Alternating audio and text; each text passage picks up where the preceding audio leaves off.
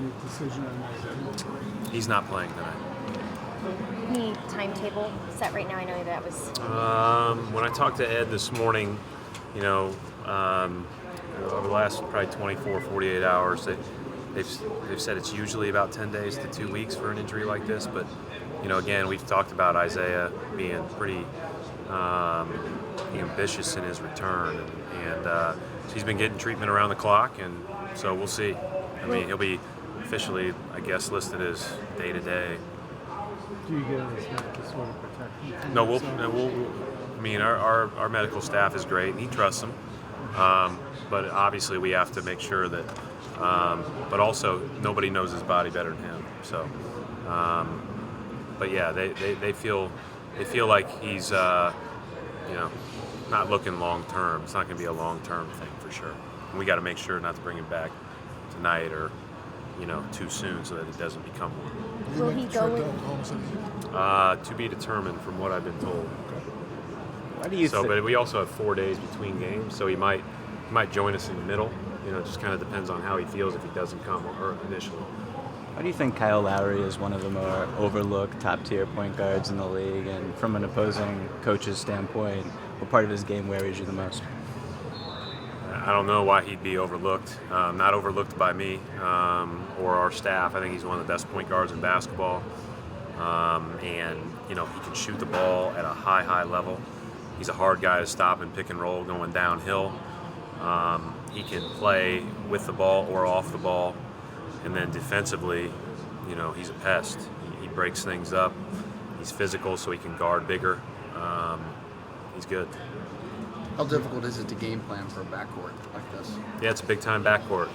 Two Olympians. Guys that are playing at a high level, guys that are in the prime of their career. They've been a bear for everybody. They've had an outstanding year thus far. They're a really hot team, and tough matchups. How much did it set you back trying to figure out the puzzle of your team that you've been through injuries like you have so far? And I guess, is there anything you still need to figure out about your team? You know what? It's always tough because you're kind of always managing a curveball here or there. But I look at it as a good thing in the long run with regard to more people are getting opportunities, and like maybe this expedites Jaylen Brown's learning curve, expedites Terry Rozier's learning curve, and they're getting to see things and go through things and do things that maybe they don't get as much when we're fully healthy. So it is what it is. You prepare with who you have available, and you move forward. Our system really it doesn't change a ton.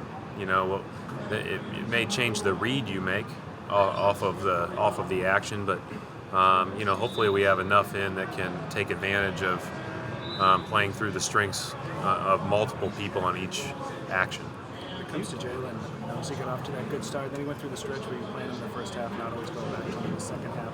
What has he done of late? Is it just the injuries? More consistent, I think, in his aggressiveness defensively. That's been really clear. And then, I thought he's picked his spots pretty well offensively. Listen, it's a hard league to transition into. And certainly anybody in the league is capable of doing well on a given night, but to be able to string now 3 pretty solid performances back to back to back is probably the most encouraging thing that I've seen personally. But their benching is really good. Yeah. What kind of challenges does that present for you? Well, I might, I don't know how much time their bench has played just 5 guys off the bench. I think they do a great job of keeping guys in with those groups. For instance, there's a lot of times in the start of the fourth quarter where Ross, Joseph, and Lowry are all together. Puts a lot of pressure on your defense with Joseph with the ball and those other 2 guys live on actions. It's just really, really tough. Patrick Patterson coming off the bench is an excellent 4 that can stretch the floor, can guard a few positions, has even played some 5 for him, certainly late game. And so they can play big at the start of the game, and then they can transition into a real skilled, athletic, smaller team. They're 2 points ahead of last year's points per possession leader in rate right now. They're scoring it at an unbelievable clip.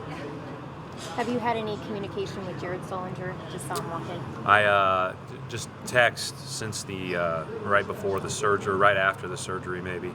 But no, I haven't talked to him in the last couple of weeks. But you know, obviously everybody here wishes a speedy recovery, and you know, hopefully he gets back out on the court soon. Brad, do you feel for him the fact that he hurt his foot again? Yeah, I mean, yeah, for sure. I mean, I like Jared a lot. He's a heck of a player. He's a really smart guy. Got a lot of respect for him, and it stinks that he's got to go through that. But you know, he'll come back strong, I'm sure. Was it a matter of he's not coming back to the Celtics this year just because you had Horford and they played the same position? Horford was the decision driver. Yeah. Thanks.